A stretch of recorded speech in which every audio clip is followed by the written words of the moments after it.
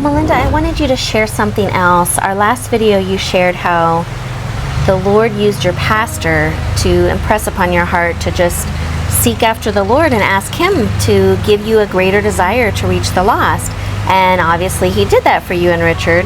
But you had mentioned something else that also helped you with your beginning walk as a witness for Christ. What was that? Yeah, so I was talking about how, we needed to pray for a burden for the lost. That's where it starts. Mm-hmm. But also getting over the fear of sharing the gospel, because even though you have a burden for the lost, a lot of times you don't know where to start. Exactly. What do you do? How do you talk to somebody? How do you share the gospel, first of all? True.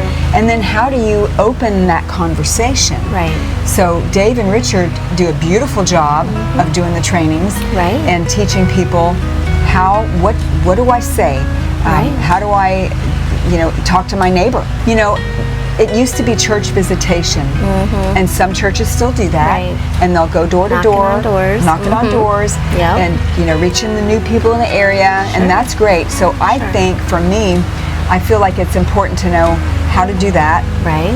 I feel like it's important to know how to share with friends and family. Sure. And then also, I think it's really important to know when you're out and about, because the Lord has put people on my heart when we've been, like I've been at the grocery store, the gas station, and you think, okay, what am I going to say to this person? What's the best way to approach them?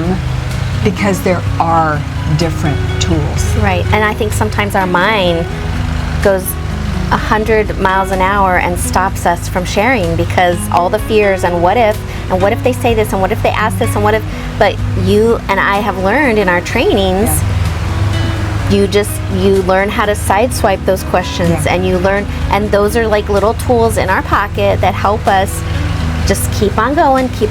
If we didn't have those thoughts or scenarios or role playing, then we're not as prepared. And you're right, that fear just rises up in us. But awesome, the desire, first of all, and praying for God to intensify that desire.